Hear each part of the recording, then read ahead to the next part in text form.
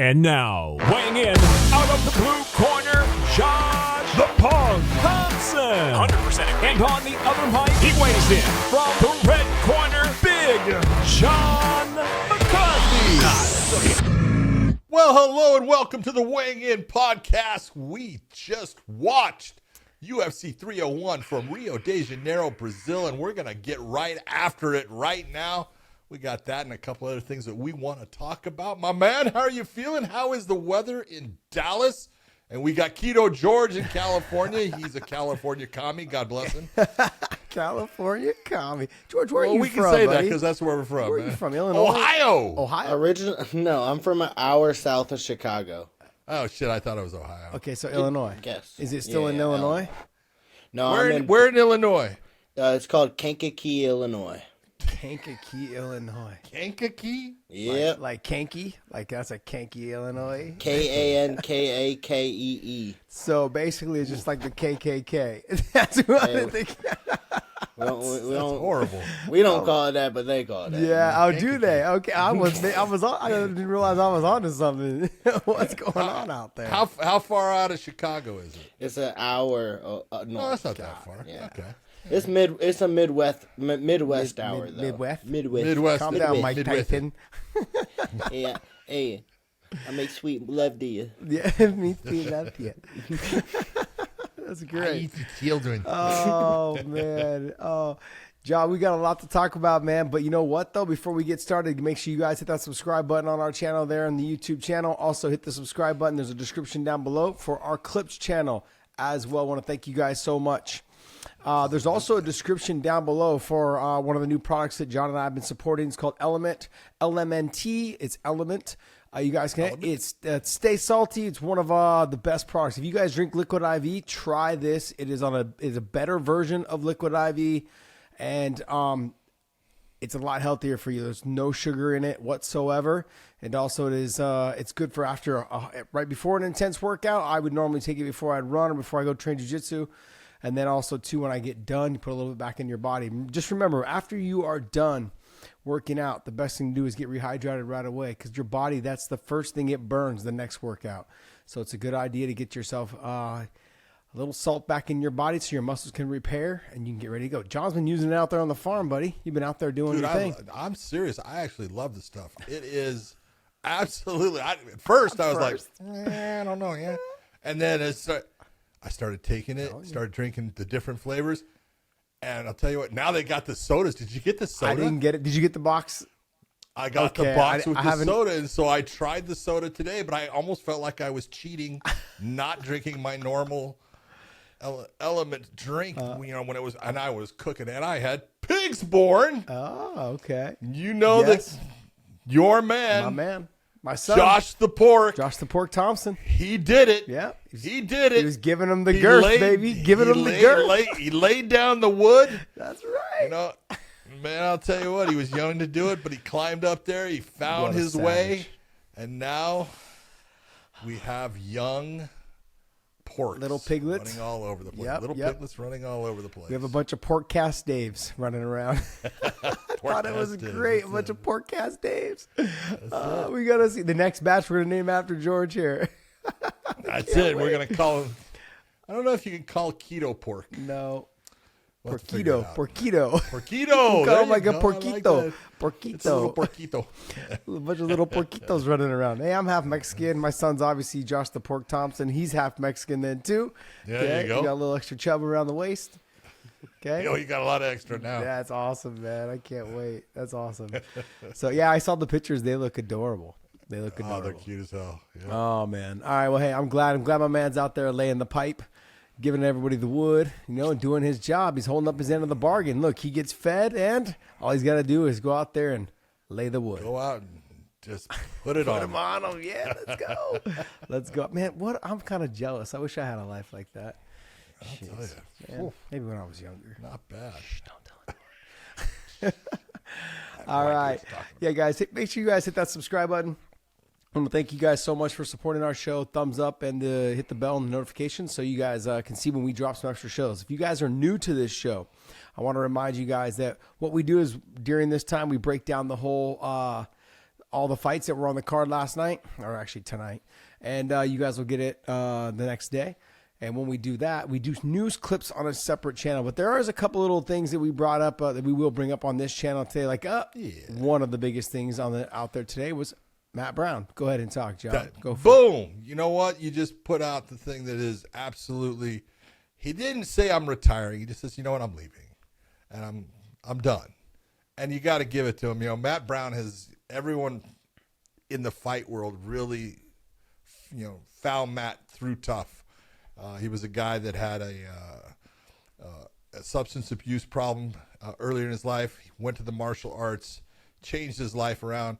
And one of the things that, Matt Brown was just tough as nails. He was so absolutely competitive in that he would take your heart in the fight by just overwhelming you. He threw vicious elbows, big knees. He was just a great competitor. He was a complete competitor throughout his career, never gave an easy fight to anyone, took wins that people didn't think that he could get. Just had a fantastic career. Now I know that he's actually redoing homes. He's buying homes, redoing them, and selling them off. Great job for him. I know he's going to be a winner at that. He's got a gym that's doing well. So all that I want to say is, Matt Brown, you have been a fantastic competitor. I'm going to miss seeing you fight because you were always fun, but everybody's time comes. I'm glad that you decided that it was over. You were the one making the decision. Congratulations on a fantastic career, brother. You really entertained everyone. Yeah, absolutely, man. I mean, he's got his last fight and his last win was over Court McGee. Great performance, KO punch in the first round.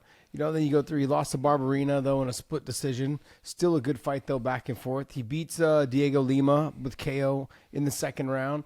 He's lost to Carlos Cane and Baeza, but like Miguel Baez is fucking tough, man. Really tough.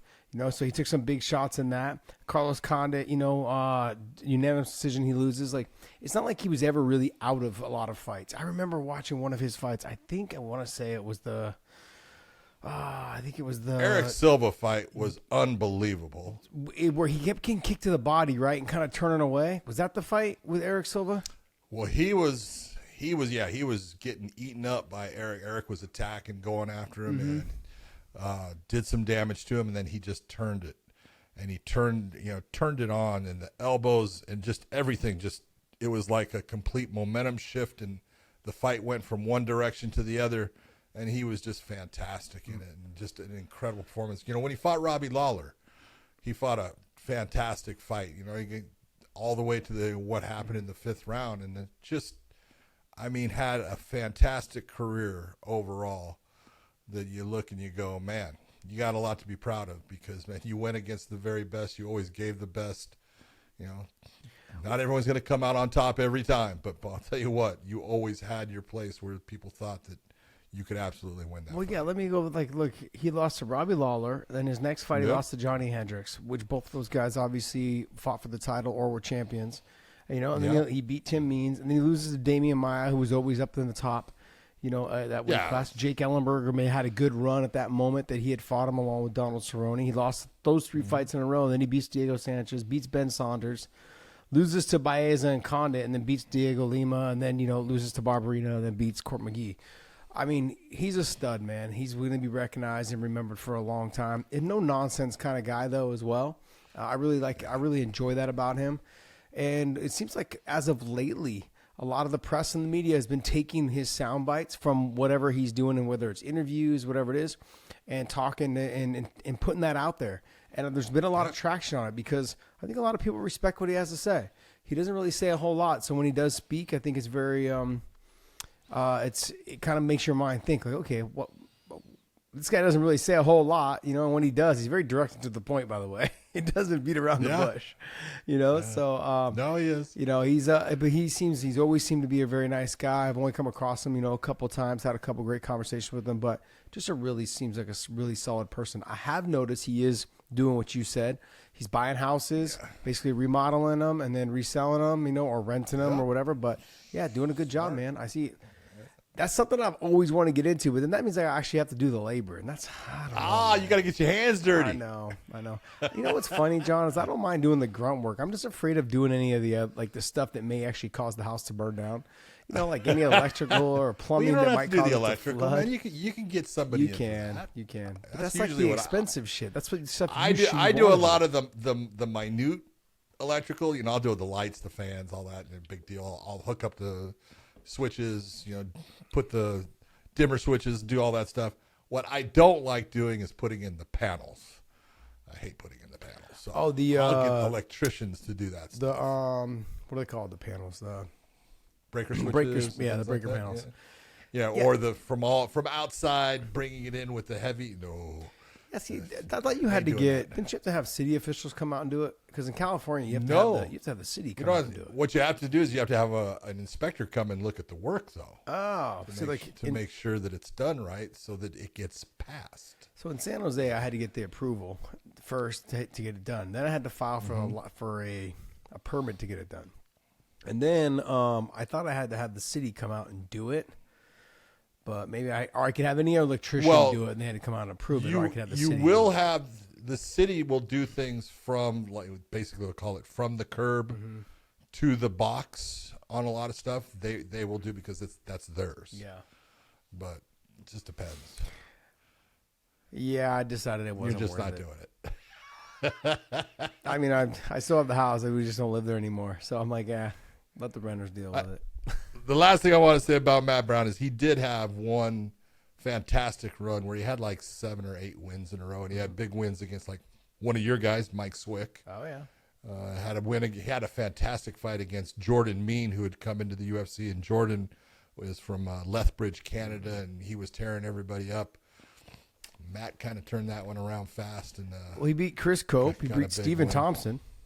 He beat. that's not that Stephen Thompson. Yeah, I get what you're saying. I think, yeah. And then he beat Luis Ramos, Mike Swick, Jordan Mean. Jordan Mean was tough, man. He was a dog. Jordan Mean was. Totally. And Mike Pyle was also another guy. He was very good all the way around. Good Way stand-up better. Here's the guy. Mike Pyle in the gym beat everybody. guy. Yeah. Man, he was one of those guys. He gave everyone. Do you know who Mike Pyle's first fight was? Crap. I want to say. Was it John Fitch? Mike Pyle's from Tennessee, so you know. Who was his first fight? Quentin Rampage Jackson. Oh, shut up. I swear to God. That poor guy. I know. It's like, Poor guy. that was not good luck. Well, like speaking of like pretty shitty first fights, Frank Shamrock's first fight was Boss Rutan. Oh yeah. Fucking come on, man! Like, could you give me a more difficult opponent? That's Ken Shamrock's matchmaking right there. Oh yeah. Let me give my little you can brother. beat him. Let me give my little brother to Boss Rutan. You know the funny? Ken never lost to Boss. Wow, Boss never beat him. interesting. Yeah. Well, Frank beat him twice right after he lost to him the one time. I want to say he beat him the first time. He beat him in that first match. Oh, and then he lost. and to then him. he lost to him. Got multiple it. times. Yeah, I got it. Yeah, I remember this. The old clip of that is he's got Boss, and they both got each other in ankle locks, and Boss is hitting him with the open palm to the face. Yep. And Frank's sticking his tongue out and like making funny faces at him as he's doing it. Yeah, and it's just pissing Boss off. Frank's like, I was so tired. He's like, I had to do something to get him to stop fucking moving. It was like, man, I was exhausted. So I just held on to his ankle and just in a leg lock position and started making funny faces. So he would just hit me in the head because it wasn't as bad as me trying to get up and do more stuff. It was so exhausted. True. All right, guys. Well, hey, let's go ahead and jump into this card, though, John. Let's go. Would you, let's go. Pantoja versus Ursig. Dude, I thought it was a fantastic fight. I thought it was fun. I thought both of those guys brought it. I thought there was a ton of scrambles in there that were fantastic, and that's the difference maker in the fight is Pantoja's scrambling ability to come out in the top position for the most part throughout the fight was the difference maker because that in the fifth round, I had it 2-2 going into the fifth. I was surprised that Pantoja's corner was saying, you've got 3 rounds. I'm like, I don't think you won the second round. You know, and it was, I'm not saying it wasn't a close round. It was, but I had Pantoja win in the first. I had Usyk win in the second. I had Pantoja win the third. I had Usyk win in the fourth, no doubt. And I had Pantoja win in the fifth. Yeah, and I also had the fifth, though, was only lost because of that last takedown scramble. Absolutely. I had Usyk winning the fifth up until He was that moment. winning it. He was a little bit up. Yep. He had landed the better shots. Well, first, let me preface the beginning of my conversation and say I was wrong. I came out here on last week's show and I said, look, I didn't see Usyk getting past maybe the third round. I was thinking maybe like mid-third, somewhere in there. But I also didn't take into account that he is a very big 125-pounder. Oh, yeah. I mean, I figured he was like kind of tall, long, and lanky, kind of like, you know, for the weight. But I didn't really see that it would have that much of effect until I saw him buck and just basically throw Pantoja off of him a couple times. From the mount? Yeah, not just from one. the mount. Yeah, from the mount. He just kind of flung him off like, and got into the top. This was like, wow. He's also a lot better on the ground than I think anyone thought. Because we haven't seen a whole lot of him on the ground. His ability to get to the butterfly sweep, his ability to buck people off, his ability to create space, stay tight, the way that he was defending the back and putting his hips up onto the top position and then kind of hip heisting off into it and turning into him. He took chances. He took chances on things, and I love that about him. I love the fact that, you know what, he didn't just say, I'm just going to go to my – he was working to get out. He was working on the underhooks. He, you know, just everything that he did. And then there was Pantoja on the other side where you look and you go – the things that he was going after, the Granby rolls, all the different things to make it to where he didn't end up underneath. I was just like, man, and this is where you look and you go, people that complain about the 125-pound weight class. And I go, how do you complain about, do you realize how much output these guys had in this fight?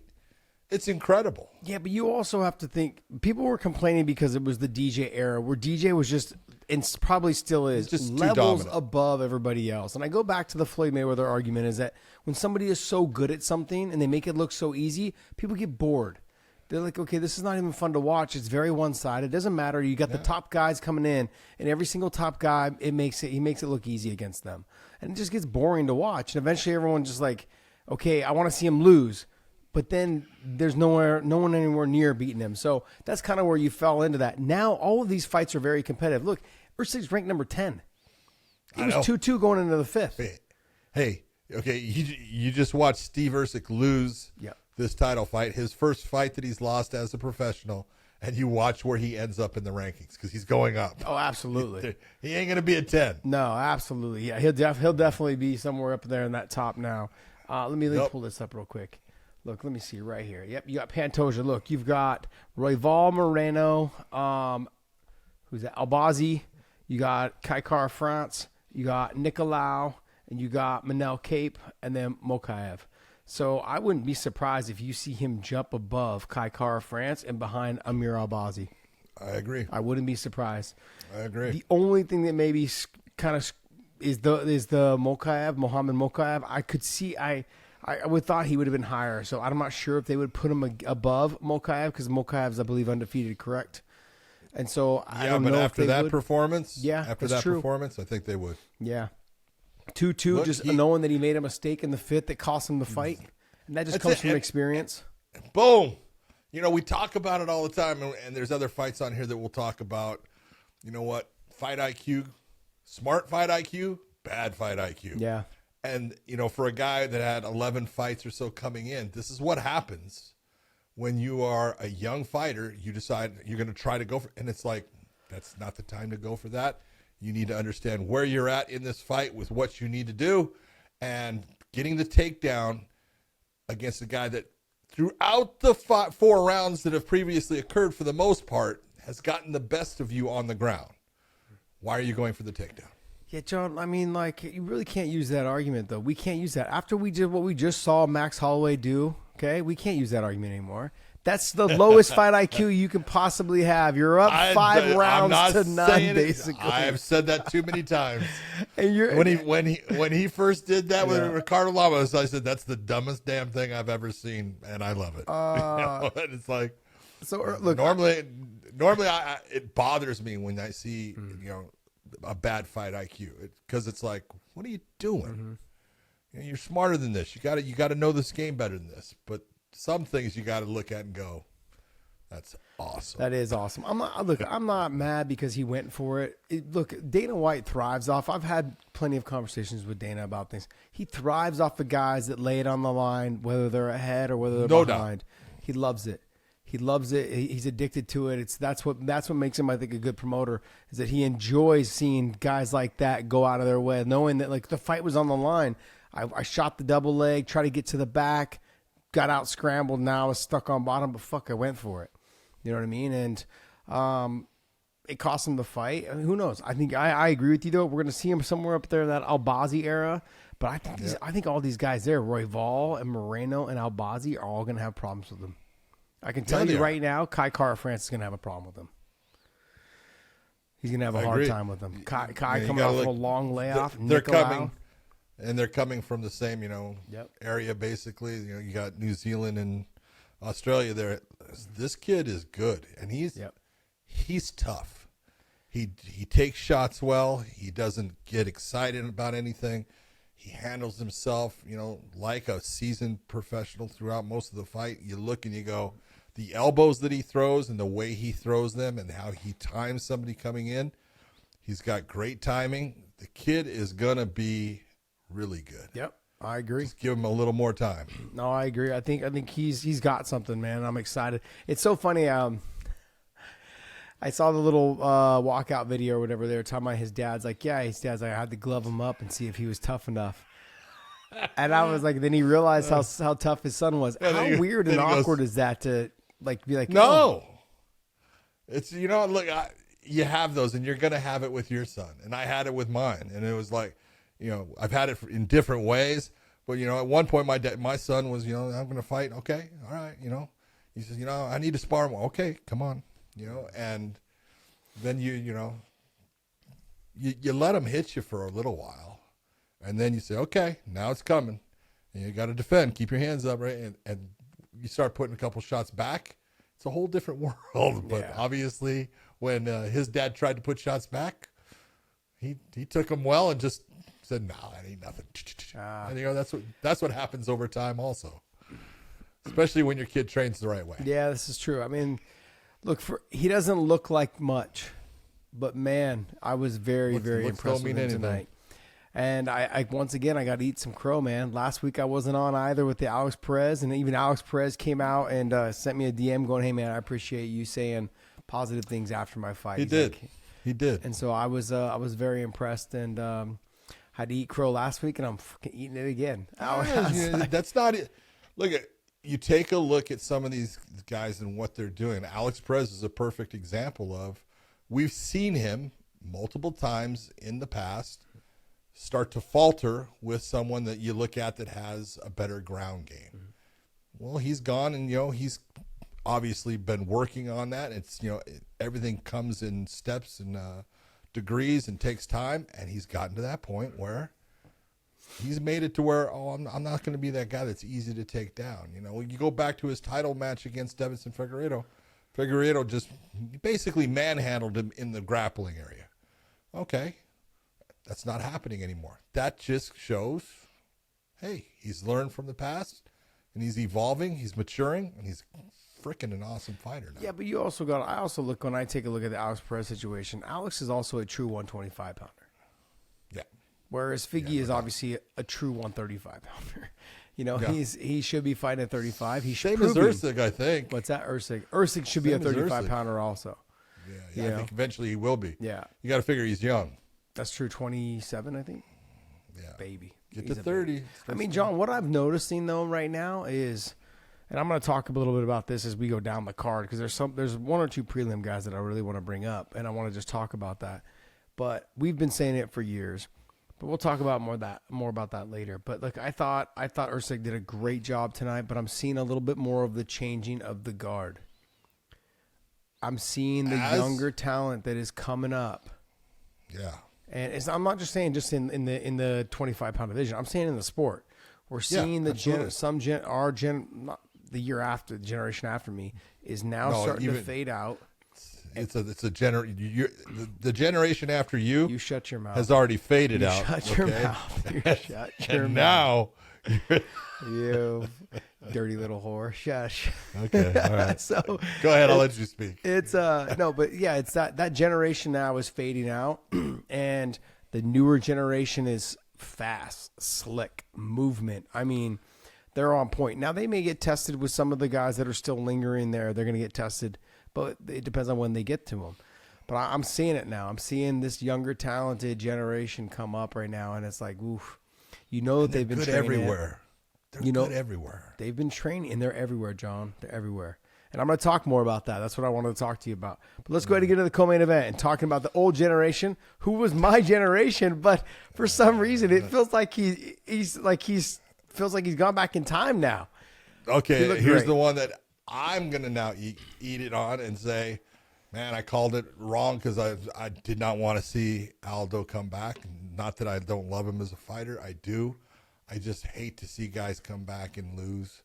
And I looked and thought that Jonathan Martinez, being the guy that, is very accurate, he's high-paced, that Aldo had been out for over a year. It was like, yeah, I know he'd been boxing a little bit, and he's been successful, through most of them and stuff. But I just looked at it and said, oh, man. And I did not think he would be faster. He was faster. He was on point. I think Jonathan was a little bit in awe, not intimidated, but in awe of who he was fighting and just the pressure of fighting someone that you have respected throughout the years and you've looked up to, and now he's standing in front of you and now he's trying to do damage to you. I don't think that Jonathan got even flowing in the fight until close to the third round. He kind of got, but he had taken a lot of damage at that point. I thought Aldo just looked great, for a 37-year-old bantamweight, which is not easy. I'll tell you what, he looked like he could fight with just about anyone in that weight class still. He looked just great. Yeah, I don't see a title run in for him, but I do see, because I thought he started to fade in the third round a little bit. And I think that him doing 3-round fights, because if you go back and you watch the Marab fight, you go back and watch his, I believe it was Peter Yan fight, like he starts fading 3/4 of the way through the second and into the third. Third especially round against is usually slower. Yeah, he starts to slow down. It's not even so much slow down. The output's just not coming out as much anymore. And so it's his movement is still there. His ability to stop takedowns is still there. I mean, he's not pulling the trigger like he used to when he was younger. So I'm looking at this and I'm thinking to myself, I would love to see him come back as long as he was fighting the 3-round fights. Now, he's a former champion. He can do whatever he wants. If he wants to get a title run in, you go right ahead and get a title run in. You're 37 years old. You still got another run in. Yeah, I believe you do. In terms of what we talked about in the midweek show was, I wanted to see him kick. He didn't kick as much as I would like, but he didn't need to. He threw it at times. He threw a head kick a couple times. I want to say 2 or 3 times he threw a head kick off of an exchange, which was amazing. I saw him throw a couple inside leg kicks.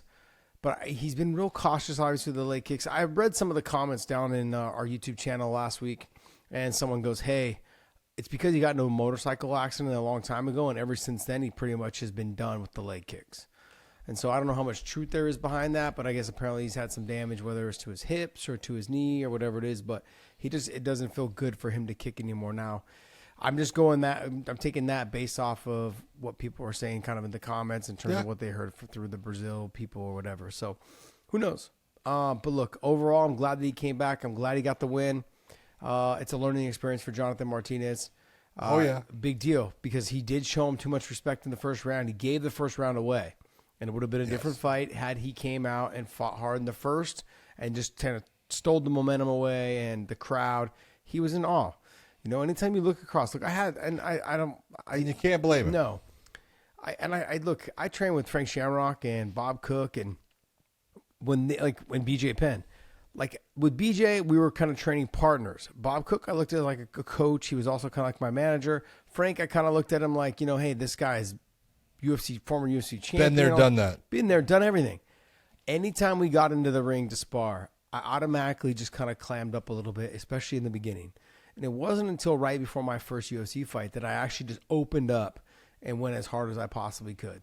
You know what I mean? But everything, every other time before that, it was like you just didn't know what he was doing. You felt like he was always hiding a couple tricks up his sleeve to like put it on you.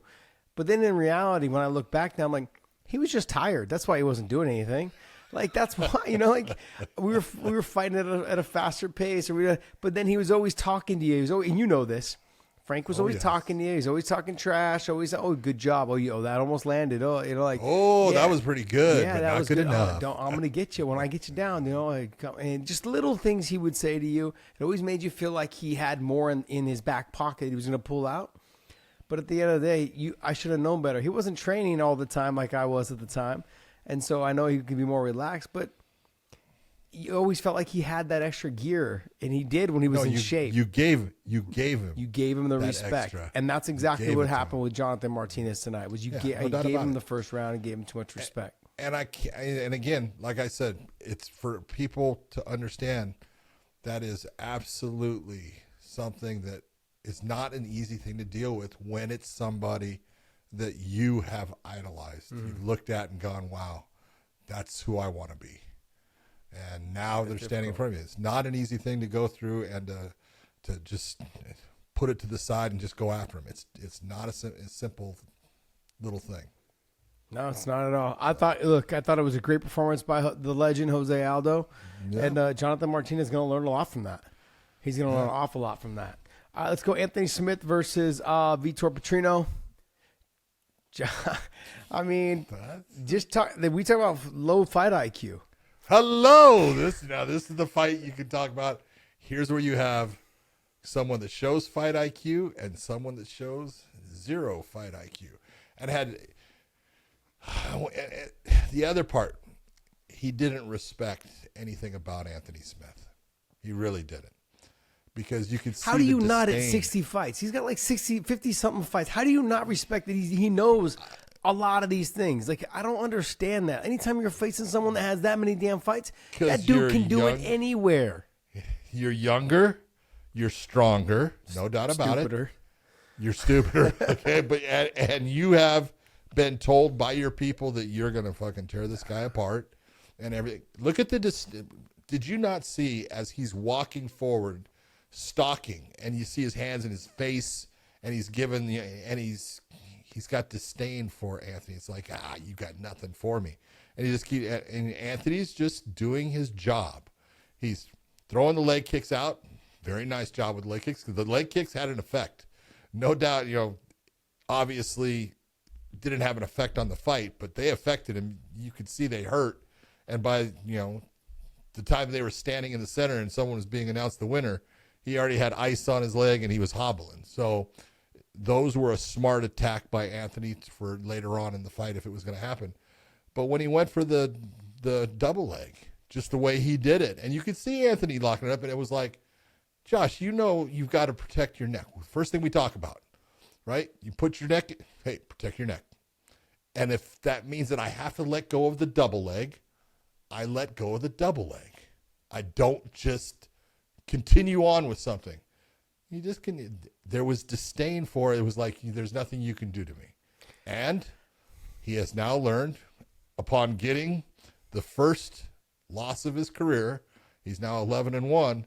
He's learned, I guess there are levels to this game, and you have to respect those levels, and you have to be smart as you go up those levels. If you're going to continue on with the double leg, you've got to make sure that you're passing guard, especially when they have your neck. As you're taking them down, those legs have got to go by your body, take them to side control. Even 3/4 mount is better.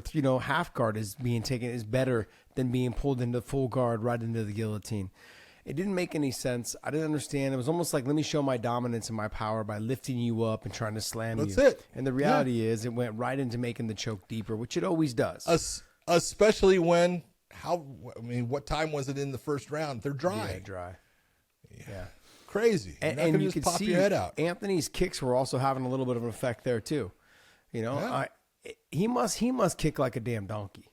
Because he's got some power in his kicks. I saw it a little bit with when he fought Glover. He had a lot of power in his kicks, especially in that first round before he got tired. But he's got good kicks. He's very well rounded. He always has. And I really kind of loved all the lead up conversations he had, like with the press and the media. Like, look, I don't really give a crap anymore. Like, I used to care. Like, I got to get to the title. I'm gonna be one step away. I've kind of fallen short. all that stuff just starts to wear on you. And when you just let it go, you wouldn't believe how free you fight. You know, and I think that's some of, like, when I look at like guys like Bobby Green, they just don't care what anyone says about them. They're like, man, I love this. I'm getting paid to do this. They're like, sure, I want to get to the title. Of course I want to get to the title. But if I don't get there, I'm literally living my dream. And I don't understand. I don't think people, the hardcore fans, and I don't think people in the media, I don't think that people understand, like, what do you mean, like, you don't want to be champion? No, I do want to be champion. But if I don't get there, I'm okay with making all this money and all these bonuses for me fighting free and having fun. And what I saw tonight from Urseg was a kid that was out there. He was having fun. He was fighting free. You could tell it didn't look like there was any pressure on him to win. He went out there and was doing, like, he was doing things. And I'm like, oh, wow. He doesn't care if we're against the fence. He doesn't care if he's got if Pantoja had his back. He didn't care. He just slowly started working his way out, trying to get to the underhook, got back to his feet. Like, he was doing everything beautifully, man. Like, and so when guys go out there and just fight free and not worry about what people are saying, what the media is saying, and man, they fight their ass off. They fight great. I love seeing it. That was a big win for Anthony in that I think at a guy that's got 50-some fights. That's like you're talking about, he learned something. Yeah. I mean, John, I've got about 40. Let go of that stuff. I've got about 40 fights, 40, 41, somewhere in there, something like that. But, man, having 50, and I can't imagine having another 10 or 12 or 15 more fights. I mean, you got to think about it, right? In terms of life experience, I mean, how many fights you have a year? 2 to 3 fights at the most, pretty much, is what you have a year. Yeah. You know, especially at the level that he's been fighting at for a long time. Strikeforce, Bellator, UFC. I mean, like, this guy's a fucking animal, dude. He's an animal. You can't ever underestimate those guys. He's the guy that what I was talking about with Frank Shamrock. He's the guy that has all the tricks up his sleeve because he's got fucking 50-something fights. Guys like him and guys like RDA, guys that have been around for a long time, those are the guys you got to be worried about because they make it look easy when you decide to take them for granted. Yeah, so, and he made it look easy tonight. Good for him, man. Did. Happy. Congratulations to him. Absolutely. Michelle Pahea versus Ihor. What the area? I'll tell you what. Someone needs to take. I thought they freaking finally did this because I don't know if you remember the fight with Michelle and Tristan Connolly because it was 170 pounds. Tristan is a 145-pound fighter from Canada. He gets called last minute to fight Michelle, and Pahea's all over the place, doing the backflips, runs out of gas, and Tristan Connolly beats him. Okay? So, other than Diego Sanchez and the disqualification for an illegal thing, he's had nothing but wins. Mm-hmm. And I thought he kind of got away from doing all the backflip stuff and everything. Dude, it is absolutely going to be the thing that makes you lose a fight. Did you see my tweet? No, I didn't see your tweet. Go ahead, John. I just look and it's like, you have got to know the way, when you're going to land, you're either going to land on your feet on top of your opponent, which means your opponent is a grounded fighter and you just stomped a grounded fighter. Foul. Okay? If they can't continue on, you're disqualified, we'll say. Okay? If you land on your knees, you're probably going to land on top of the fighter. You better not hit their head, which he came damn close, if not doing, in that fight. And you look and you go, stop with that. You're too good to do these things. Yeah, they're kind of, it's exciting for people. It's going to be on the Sports Center. But, man, it's going to lead to you losing. Be smart, man. You don't need it. You're too good to put that opportunity for someone to steal a fight from you up in the air like that. I don't know. It's just crazy. I can't believe there's not a conversation. Like, you cannot do it. I mean, unless you can land chest to chest in north-south position, you cannot do it. I mean, that's like it's pretty much against the rules. Like, no matter how he landed, like tonight, he landed, his shin hit him across the jawbone. He hit the neck and the jawbone. Now, look, I've been kicked in the neck, unfortunately. And it does short circuit you. It makes you a little like kind of off. It gives you that big jolt basically to your brain, kind of gives you the flash. it changes you. Whether we could see what happened, everyone's like, oh no, it barely grazed and it looks cool. I don't give a shit if it looks cool. It's the rules.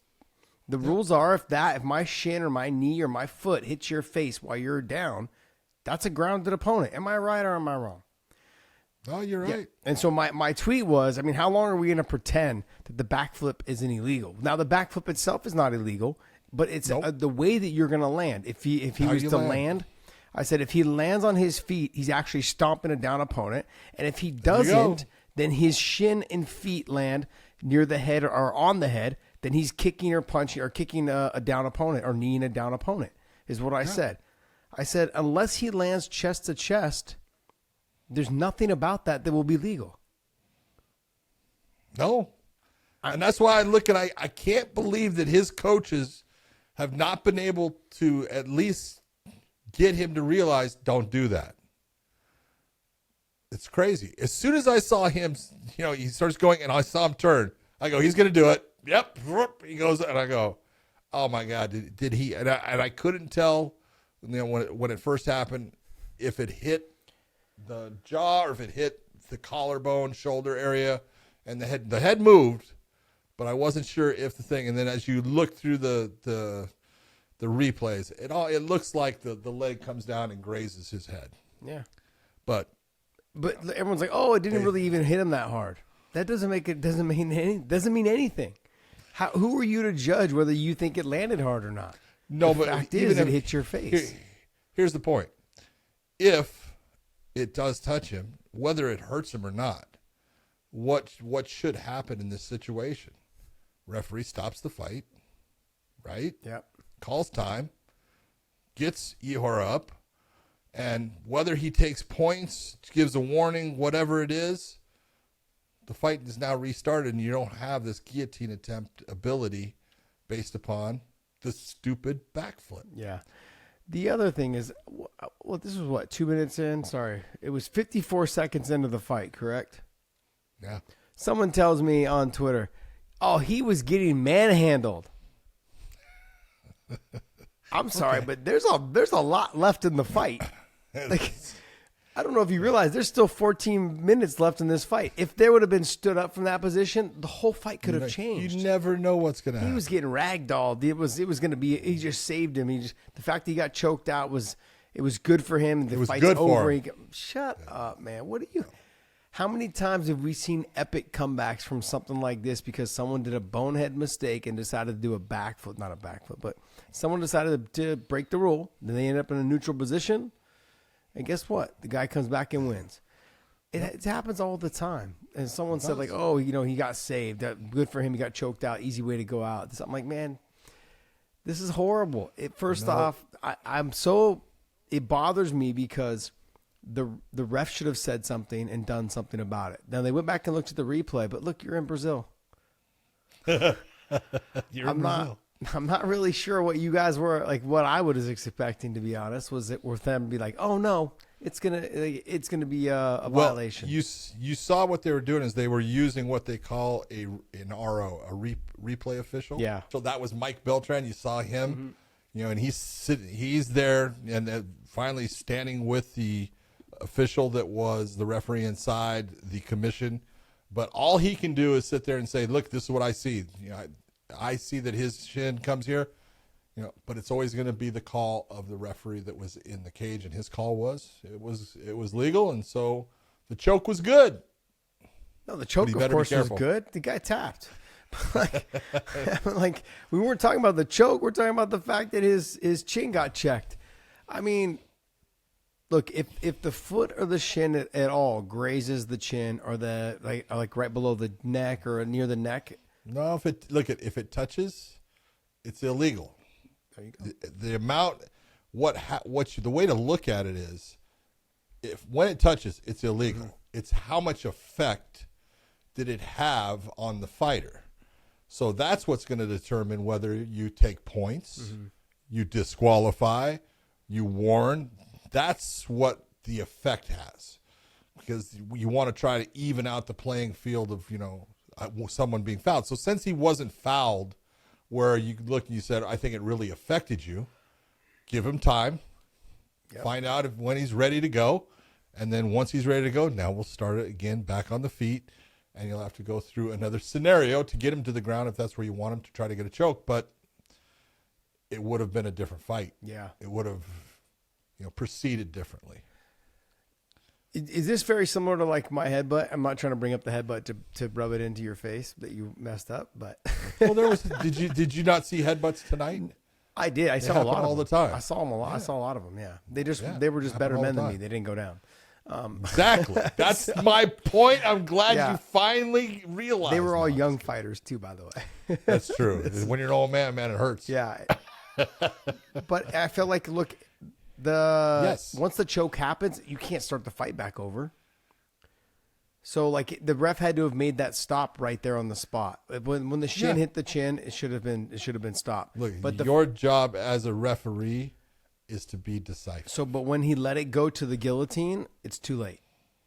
No, stop the fight if you saw something No, wrong. I get it, but I'm saying once he tapped, the fight was over. The ref didn't stop it. You're not restarting it after the guy's tapped. No. So that was my thing. You're Is not like doing that. So then you go back in. Now, is this ref basically making the decision to save face? Is that a can't tell you possibility? Is that a possibility? John, come on. I'm putting the pressure on you.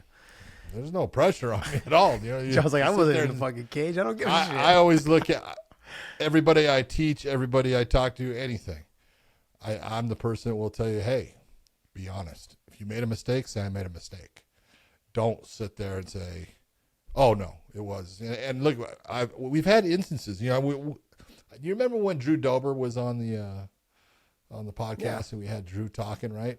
And I brought up a fight of his that was in Brazil, and it got stopped off of someone saying that he tapped, or that he tapped and that he was going out. He was doing a Von Flew on his opponent, right? And he says, "Oh, I saw him tap." And it's like, how did he tap? His hands were together, right? And we went in the back, and the problem with it is the referee has got to say, I made a mistake.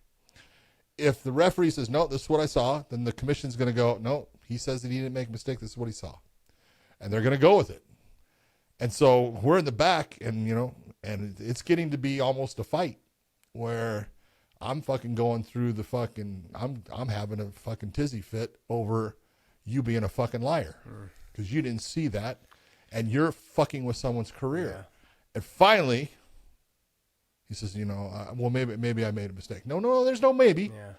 There's no maybe. You did, and you need to say, I made a mistake. Yeah. And so you're human. We can all make mistakes. When I look at, you bring up your headbutt, and it's, we joke about it all the time, but it's still a serious thing. Is I thought there was the possibility of that your head clashed with Patricky Pitbull at that time that you went down. Now I saw a left hand thrown, but I saw you guys come together. So the only thing that I could do at the time was go to what we call poll the judges. Mm-hmm.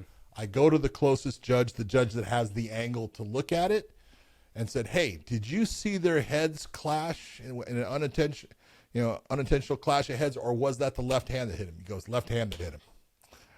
I'm being honest. That's what happened. I said, "Okay, we're good." And then I looked at the replay, and I went, after I've raised Patricky's hand, it's all over, and they're showing replays of stuff, because they're going to interview him, and I go, "No, that was a fucking clash of heads." No doubt about it. So who was that? Who told you that it was the punch? Go ahead, give me their name. Come on, I can't wait to see these guys, see these dudes in person, man. That was in San Jose too. It's my hood, man. That was in San Jose. Man, it was in San Jose. So no, that's what and these are the things you try to put in place so you get that right information. Yeah.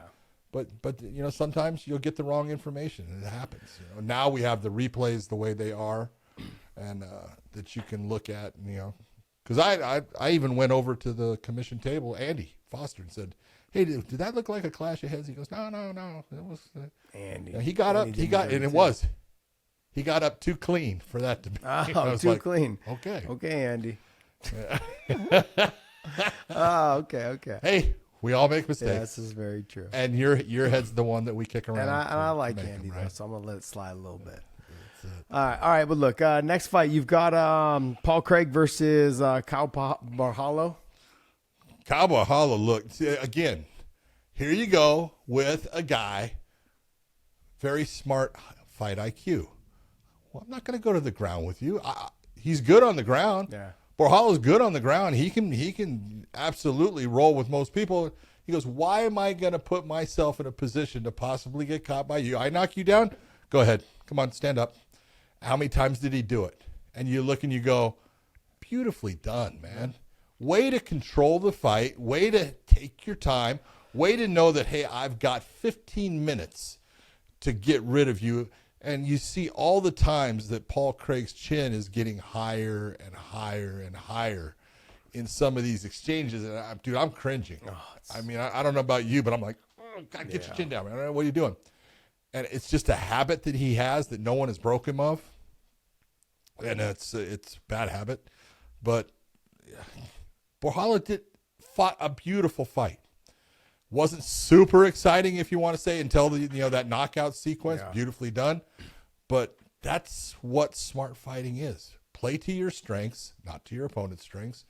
Make him play to the way you know that you can win the fight. Suck him in. That's what he did. Great job. Beautiful win. Yeah, there's a lot to be said about just using your fight IQ. Don't let your ego get in the way, and just come out and just do what you've been practicing in the gym the whole time. You have a game plan. Stick with that game plan until said otherwise. Like you go back to the corner, and the corner's like, look, fucking stand up ain't working, man. We got to get this shit. No, that dude's tearing us apart. Yeah, like we got to get this thing to the ground. And in this case, hey, you're stuffing the takedowns, you're sticking and moving, you're landing the clean shots. Maybe don't reach as much because he was lunging in and trying to reach. Yep. You could tell something was going on with his left arm or his left forearm or something. It was hurt. So and I do think it was the kicks. Absolutely. We talk about it all the time. Hey, sometimes it's good to do the high kick because even if you're landing on that arm, it hurts. Yeah. And it makes it to where you throw that thing out and it just doesn't come out. It feels like it's in mud, And obviously, those kicks by Paul Craig, they were having an effect on that upper arm. Yeah, it's sad though that he just didn't seem to have anything else outside of the kicks. Yeah. Because the kicks were working for him, but like I would have liked to have seen him. He threw a couple straight rights that actually landed clean, but they didn't follow up with anything. It was a one shot, a one kick, a one punch, a jab. I know he feels like he's found some more confidence in his stand up. But I mean, John, to be honest, I thought his stand up looked better tonight than it has ever looked. It just sadly, like he still relies on the pulling you into guard, and it just drives me absolutely crazy. Like, let's just work on punching and closing the distance. Can we do that? Can we work on just drives snatching the fucking single leg? Can we get to the body lock? Can we just shrug the shoulder by? I mean, like I swear to you, if I was his coach, I would just take him to a wrestling gym. And this is all you're going to do for 2 months. We're not fighting again for another 2 or 3 months. You need to go in and just wrestle. Isn't he with new coaches, though? Yeah, but no, for the last 2 years, he's been with the same coaches. 2 years. Yeah. Well, I will say, you say that about, he had the fight with, I want to say it was Andre Muniz. Mm-hmm. And that was one that I said, man, his stand-up looks way better. And that would have been somewhere in that, I guess, 2 years thing of with these coaches. But his last two with Brendan Allen, and now Barhalo, his striking looked adequate enough to keep him in the cage for a little bit longer. There's no way in the world someone can go through a fight when they start to exit or get hit and have their chin moving higher and higher and think that you're going to survive in this thing much longer. You can't. Josh, I mean, what's the rule? Chin down, hands up. Chin to your chest, right? That's, you're looking at the top of your eyebrows all the time for a reason, and that's because you can't have that thing flapping out there as a target that, your neck's not strong enough to stop the torque that, that punch or that kick's going to put on it. I just look and go, they need to break things down and go back to basics to get his stand-up to be adequate enough for him to do things that are not going to put him in this type of situation. Yeah. I like Paul Craig as a fighter. He's game. I like his style and stuff, but he's so much of a one-dimensional fighter and of a guy from the past that we look at as, he's got a specialty, but everything else, we talked about Damian Maia. Mm-hmm. You can take a look. Damian Maia was a specialist in jiu-jitsu, but learn quickly, I got to learn other things. And you watched how his wrestling and his striking progressed, in the sport as he got older, which is not a good thing for you in the sport, but he got better. Yeah, like I went back and actually, because we talked about it last week in the midweek show, I talked to Damian Maia when he fought Chael. Chael's obviously a way better wrestler than Damian Maia. And I thought he lateral dropped him. He actually foot swept him right to his back. And then he choked him. I was like, it's like, okay. That's what you need to be looking for. Anytime you get to the clinch, you're not trying to pull them to the ground. You're trying to either squeeze their hips in close, body lock, and lift. If you're going to go to 85 to be the bigger fighter, use your body to be the bigger fighter. Don't pull them on top of you. Like, use your size and your arm length and your strength and all those things to lift and scoop and put them on their back and smash them. What is the point of going there if you're going to end up on bottom to smaller guys? And those guys are faster. They're more mobile. They're quicker at getting away. They're getting their hips away, so it's harder to take them down. If this is what you're going to continue to do, you had better success at 205. Because look at the guy. Like, fighters are a little bit slower. What did you say, Muniz? Then that fight. Remember, Muniz got tired like halfway through the second round. He was exhausted, and then they ended up having a kind of a sloppy fight. I think from then on. But it just comes down to like the ability to close the distance, use your striking to close the distance, get into the body lock, get into a single leg, get into a double leg, press him to the fence, something along those lines. It's almost like he doesn't even realize he's fighting in a cage. Use the cage to your advantage to trap that sucker. Okay, press him to the fence and control him so he can't run around and pot shot you and use all of his weapons and his tools.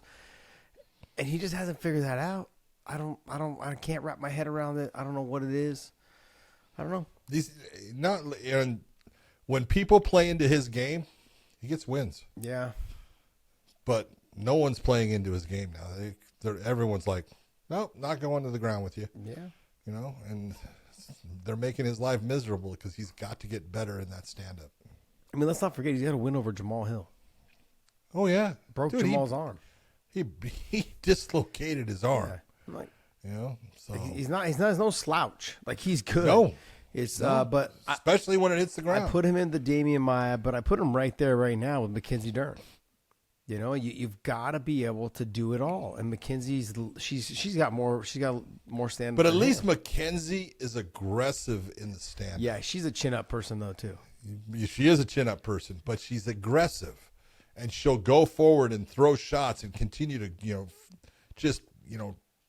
hunt that takedown. Where Paul kind of sits back a little bit more and waits for it, and then shoots the far outside looking for either a single or a double, and you go, that's not happening anymore. Yeah. You're not going to get those. Well, he doesn't move his head offline when he kicks. He doesn't move his head offline never. when he punches. And never. His chin's way up in the air, and then after he throws, he backs out with his chin in the air, and I'm like, bro, you're not going to have a chin left if you keep doing this, and you won't be fighting for much longer if you keep living that chin up there. No. The problem also, too, with going to 85 is those guys are a lot faster than the guys at 205. They're faster. That's it. So it's like, we've constantly said this about, like, it's not always better to go down, especially like when you're a one-dimensional fighter and other guys there can pick you apart in different areas. And he's a one-dimensional fighter right now. He's not a good wrestler. His stand-up was mediocre, and his grappling's phenomenal if he can get you down, but it's hard to get you down. I mean, work on your judo, your foot sweep, I don't know. You got to work on something, buddy, because he's lacking that. He's really, really lacking that position, and it's driving me crazy. All right, let's go. Jack Shore versus Brito. Joe Anderson Brito. Dude, that dude's a stud. He's aggressive. He goes after it. But I'll tell you what, I look at this fight, and I'm like, wow. Look,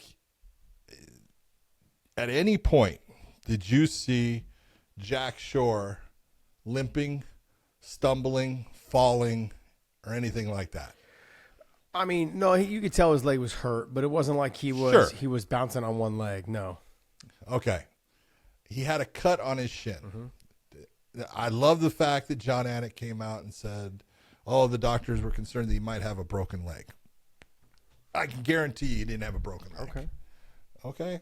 It's a nice excuse, but blood is not a reason. No, this is serious because this is his goddamn profession and it's his career.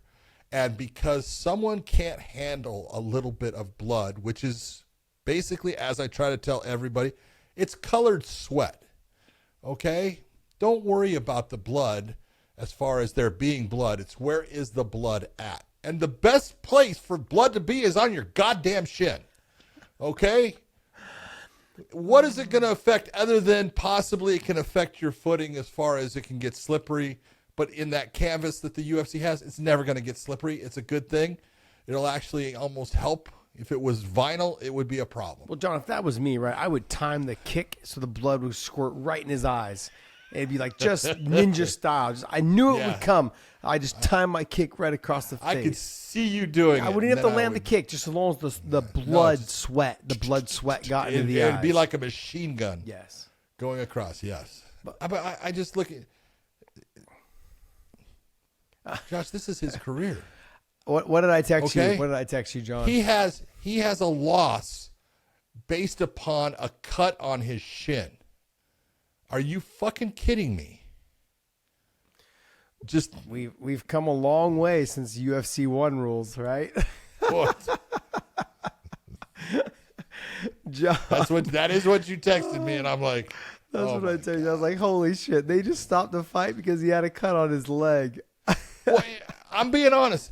You know, there was a point back, you know, in the early UFCs where they would have wanted to stop that fight based upon the blood, because anytime there was blood, they were like, oh, I mean, we can't have blood. People, you know, it's so, you know, back then it was. We've learned and we understand, and this is the problem with ringside physicians in all these different locations. You have some ringside physicians; they're phenomenal. They know exactly what they're doing. They don't get squeamish about anything. They realize that, hey, this is the fighter's profession. They're going to get damaged. There's nothing I can do to help that. That's going to happen. I will help them when the fight is over. And that's the way they should look at it. And then you'll get ones like this that it's like, ooh, you know, I need to stitch that up. Yeah, you need to stitch it up when the fight's over. Okay?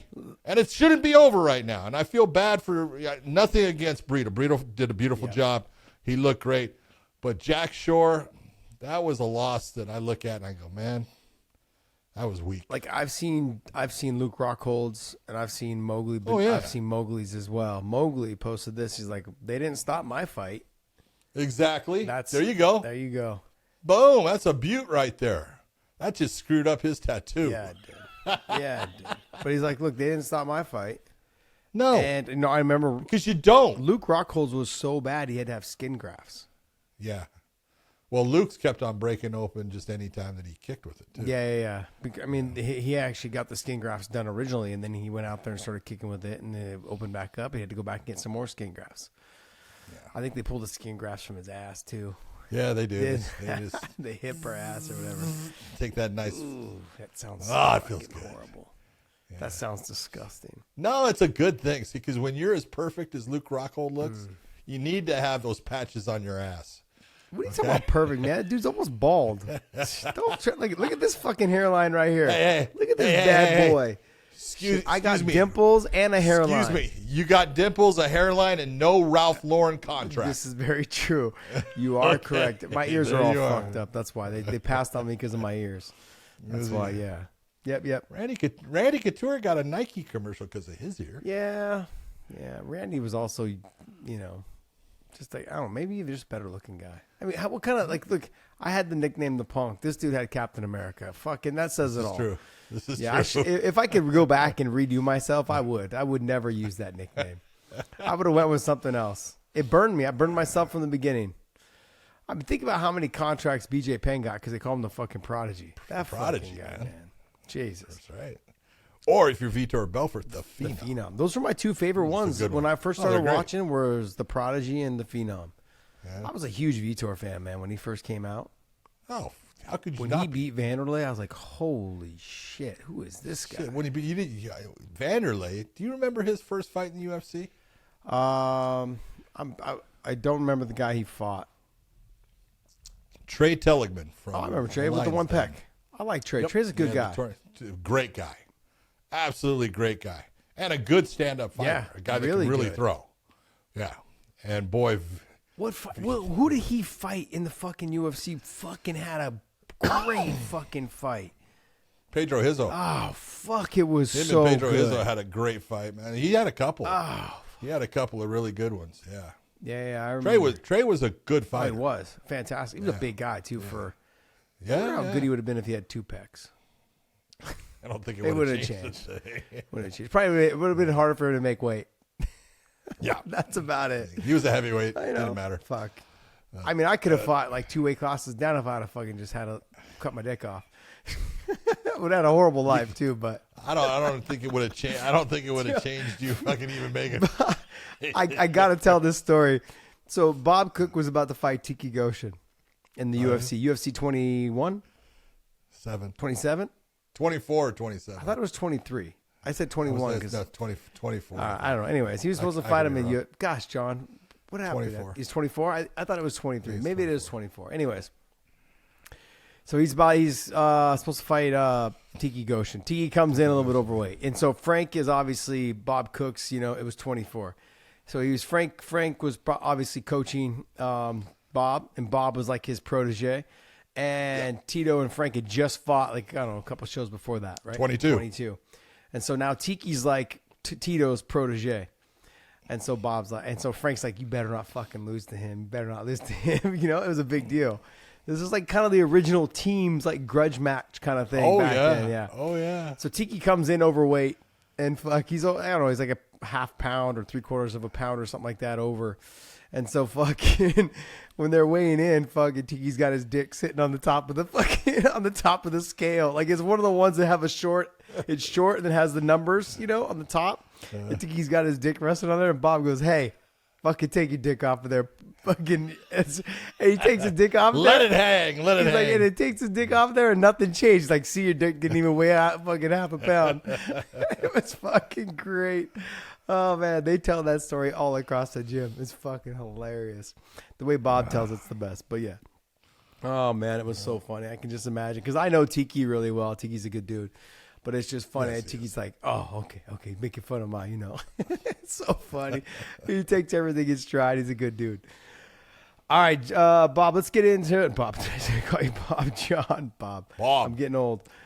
Hey, Bob. All right, let's go. There's one of the. What was the fight? Oh, the how do you say his last name? Oralby? Yeah, Oralby versus Brenner. So Oralby grabs the fence. You and I have had he arguments about this. Yes. Okay. Fuck yeah, take the fucking point.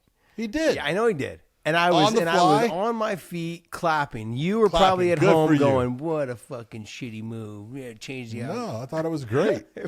Because what did the referee look at? He sees it. It affected the takedown, but he didn't want to take the guy out of position because he still had the better position. Yeah. And so I'll take it the point on the fly. That's what he did. It was the right call. Brenner wasn't able to get the win anyways based upon it, but it was the right call. I agreed with it. I agreed too. I think every time it should be like that. No, not every time. Depends. You could let me ask you a question. Could you see that grab affected that takedown? Absolutely. There it is. I could see it. But I also feel that almost every takedown that I try to get and you grab the fence, it affects my energy level in trying to get the takedown. And that affects the fight. Well, then you should use Duracells. I should use what? Duracells? Yeah. I should maybe use that Osterdain or whatever it is. Yeah, Austrian. There you go. Man. No, I just That's the same as lithium. it takes it zaps your energy when you're trying to take someone down. I mean, Mark Coleman was giving you the earful like what last week or 2 weeks ago about how you made him tired by not letting him get the takedown. You want to know what's funny is Mark said that whole thing, right, and then we had the thing we talked about it. A guy named James Wormy, who actually worked for Semaphore Entertainment Group that owned the UFC, and then he was one of the only employees that actually went over to Zuffa when that sale was. He was on a podcast, and it had this guy Mike Davis that Mark Coleman was talking about. So he sent me the thing, so I watched it, and this guy's coming up with all kinds of conspiracy. I don't know where these people come up with stuff, dude. They're acting like, oh, I figured this. I've talked to so and so. There's a lot of people out there that lie. Okay. But look, I don't consider it lying. I don't consider it. No. I consider it just as their imagination has come up with this, and this is what they believe now is the truth. Okay, but if you do, I get it. But if you don't know, what was legal and not legal, how can you sit there and take what is today and put it for something back 25 years ago? Because someone told them back then, or someone told them now of what they remembered back then. But remember, what's that old saying, right? When I tell one person here, by the time it gets to the end of the line, it's going to be telephone game. What's that? The telephone game? Is it the telephone game? Yeah, when I tell one person, then 25 people down the line, it's going to be a whole different fucking story. That's exactly what it is. So these people, they believe they're hearing the truth. But the reality is... they believe they're hearing the truth, but they're not. They're not. But they regurgitate it like it is the truth. Like it's fact. Yes. I get what you're saying. Yeah. All right. Okay, look. So I thought it was great that he took the point. That was. Right on the fly. Absolutely. Great job. Did it the right way. Because he didn't affect that fight in the fact that Brenner actually had good position on him and would possibly make another, attempt at the takedown and actually get him to that position. And then where does your car close go from here? Against Joaquin Silva. I actually like, that was a great fight. He got the win. It was a really good fight. Yeah. Tough fight. Tough fight by both. And you know what? Jakar Close really showed a lot of heart because he was tired. He was exhausted in that. And so was Silva. And he showed, tough dude. That you talk about the physique. That guy has like the physique you've always wanted and stuff, man. That dude's put together like a brick shit house. But Jakar Close, I think, the call out of Beneil Dariush. Absolutely. I think it's great. Yep. Beneil coming off of a couple of losses. That's one that Close wants back. It's a good matchup for Beneil. I think it's a great fight. I like this young kid, Mauricio Ruffy. Ruffy, god damn, he looked good. He looks like a bigger, not bigger, but a Conor McGregor. I think Dean Thomas hit it right on the head. So did I. I thought it was perfect. And then also this other girl, Barboza. Yeah, she looked phenomenal as well. She got tired in the third, but I think the adrenaline dump hit. She slowed down in the third round, but boy, coming out, she was just on fire. But I'm going to go back to Ruffy. I thought that guy, we know, it's always when you're watching someone and you know the person they're fighting and you know how good that person is in certain areas. And one thing I know about Jamie Malarkey is, first off, he can take a shot. He's tough as hell, and he bites down and he comes back at you. And he just had no answers to anything. He was taking an ass whipping and had no ability to stop it at any point. Mauricio Ruffy, I don't know who beat him, but man, I'll tell you what, that guy can fight and he's going to be good. Yeah, I'm excited to see what happens to him next. And for someone like him too, he looks really big for the weight. Like tall, long, lanky, uses his range really well. Look, we're under no illusions. Like Malarkey's not the fastest guy. He's not, he's not the slickest guy on the feet. He's very durable, or normally is, but he made it look, Ruffy made it look easy. Was touching him up on the feet, was mixing it up, creating angles. He had that bounce in his step. He had the Conor McGregor movement, how Conor, would use his footwork and move in and out and kind of slap the left hand down. He was doing everything very nice. Very nice. I was very impressed. But we're going to see what happens when you level up in some of that competition. But it's like anything. I liked what I saw. But John, this goes back even with this girl Barboza. She looked phenomenal in the first 2 rounds, started getting slow. But the other girl, Karaketty, she looked phenomenal too in the 3rd round. Like, she's not someone just to be easily put away. She came back and she was coming on in the 3rd round. Oh, and you got to go with a lot of the shots that she took in the earlier rounds to put on that 3rd round the way she did. She's tough. So when I looked at those she's a 2 good females, I'm like, look, this is kind of that division where it's kind of stale right now. You know, you've got Grasso there right now, right? You got Grasso there. You've got Valentina Shevchenko. You've got these other females that are there, but there's no one there right now is really sticking out to me outside of those 2. There's one right after Grasso. Let me see if I can get there. Sorry. I'm looking this up right now. Yeah, you've got there she is. Sorry, I was looking because they've got Grasso in the pound for pound as well. So you got Manon Farreau, you've got Blanchfield, you've got Macy Barber. Like, these 2, I'm not saying let's jump them up there right away, but I'm saying though, man, they against like a Amanda Hebus or against a Rose Namajunas? Nah, not yet. Exactly. No, not yet. But I would say in that Amanda Hebus, like Tracy Cortez kind of era right there, 11 and 10, somewhere in there. Viviana Araujo, like somewhere in that area there. I mean, let's not jump them too much. Miranda Maverick, you kind of put her in that area. How well are they on the ground? Can they stuff the takedowns? Can Miranda Maverick handle the stand up with them? I know Miranda's good on the ground. She's good everywhere. But I'm saying, like, this is what I was talking about with that Ruffy and Barboza, and I don't even know how you say this other girl's last name, Karakate.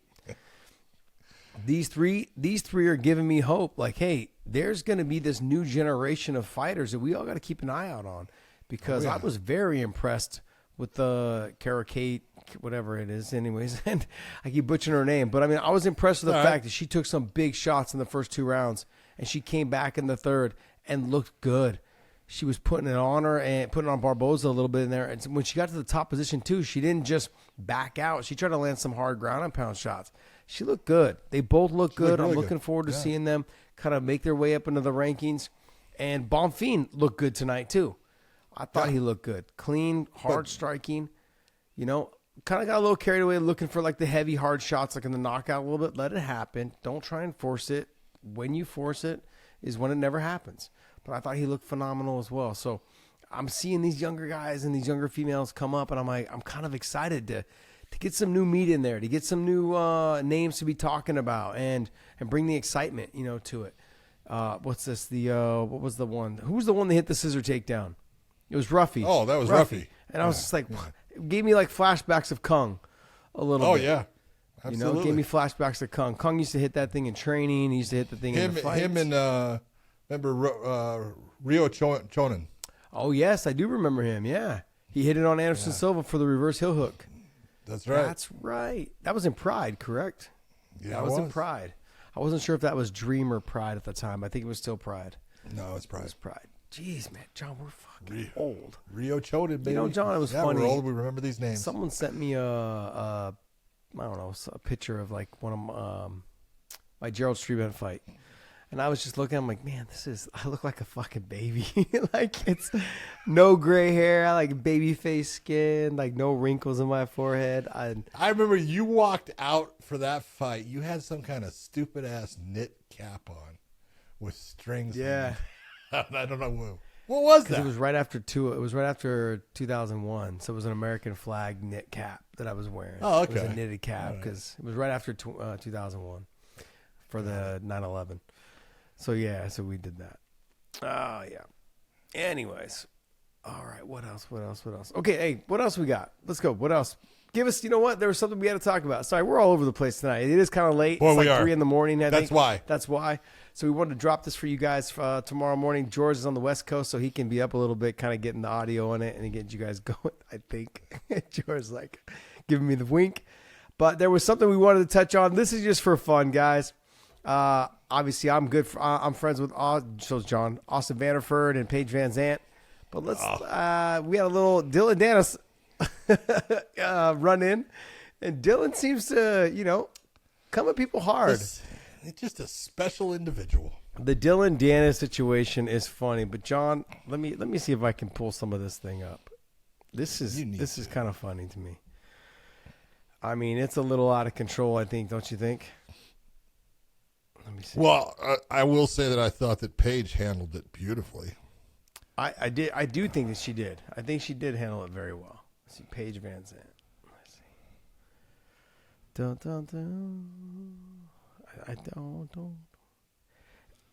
I think let me see what it was. I should have pulled this up beforehand. Sorry, guys. Dillon is somebody he's definitely mastered the trash talk. Art of troll. Yeah, the art of trolling. I thought Podcast Dave was good, but I think Dillon's kind of hit that next level. I think he's kind of surpassed everyone else that I think we know. You know. Let me see here. He is when you take a look at everything that has occurred, you know, he did a great job of promoting his fight with Logan Paul. I thought he really did. I thought, you know what? He showed up, so you can't say anything about that. He did show up. And then he fought so ridiculously he got disqualified. But you take a look and, you know, he even threw a microphone and hit Logan Paul, if you recall. Yep. You know, in the face, right across the eye here. He had to have stitches put in, but in the presser thing, and I don't blame him for throwing it because Logan threw something at him, and that is what it is. But there's that cutoff line to everything, and why would he even put something out? That's what he does. Yeah. That's what he does. Here, let me read what she said. So he basically said something.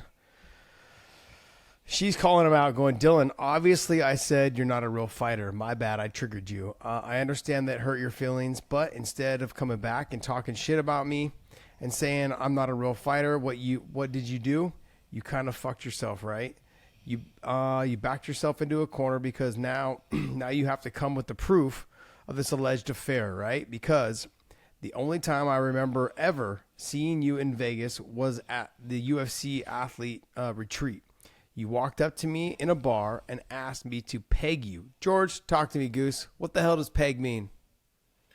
It means penetrate anally, female to male.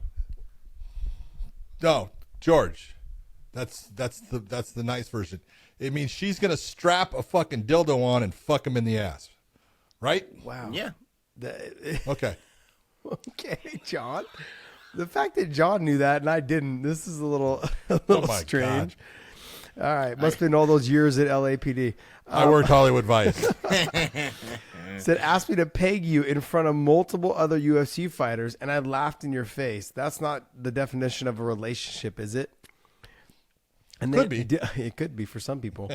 How fast they forget. Haha, relax, Peggy baby, or Paigey baby. Just because I don't wife you, because I didn't wife you, doesn't mean you have to be petty. Don't make me bring up our 2 trips to Vegas and ruin your marriage. Very strange. Very strange. But John, Obviously, Josh, someone's lying. you know what's great though is I've hung out with her and him together, Austin together. Well, yeah. Okay. I was gonna And say, you didn't hang out with her and fucking Dillon. No, I've hung out with Austin and Paige together. They are so fucking nice. Yeah. They are so nice. They're inseparable. And the other thing too that I've noticed is that she has to know where her husband is at all times. She's and he kind of is always kind of like, you know, where's she at? Like they're pretty much connected at the hips. Yeah. So I don't get the vibe, and I don't get the cheap vibe from them at all. You know, you can kind of get most people can kind of get the cheap vibe, you know. I don't get that from them at all. He's a nerd that likes to play video games, and he admits it. And she loves that about him. And they have it seems like I know no one has a perfect marriage or relationship, but they seem to work. They've got a good relationship. They've got something good going on. Whatever they have works for them. It works for them.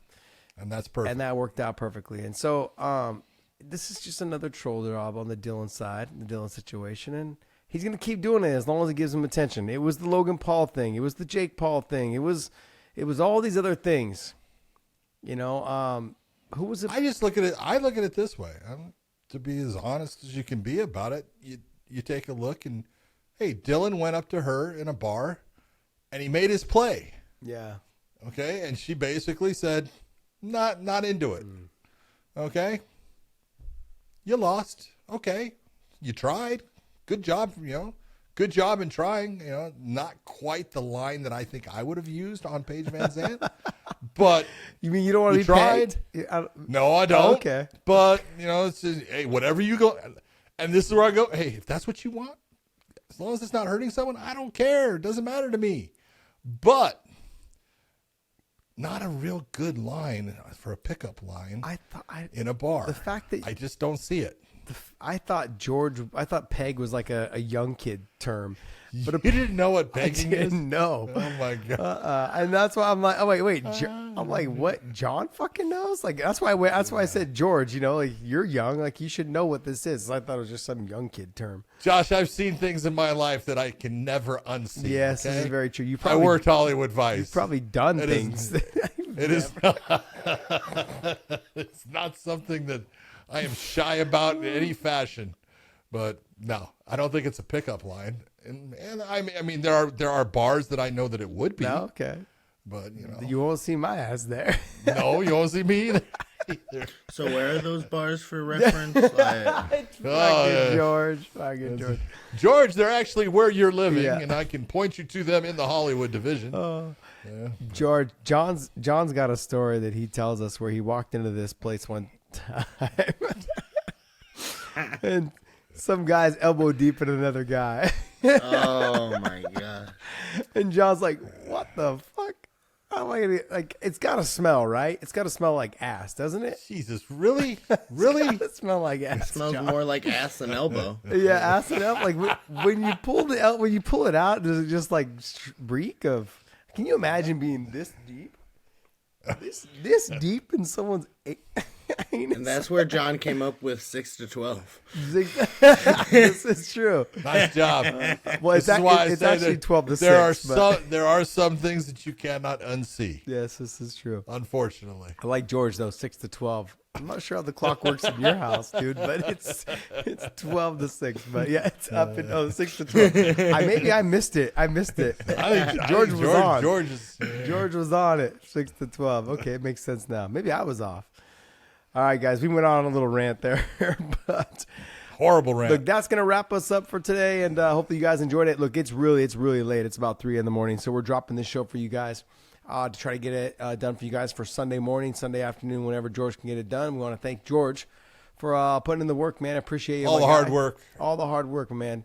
Appreciate you, my man, and we'll see you guys off. John, take us away. Oh, the hearts. I like that. Oh, very nice. I like how you did that. Very good. You are. How come I can't do it? Very skilled. Because you're not gay enough.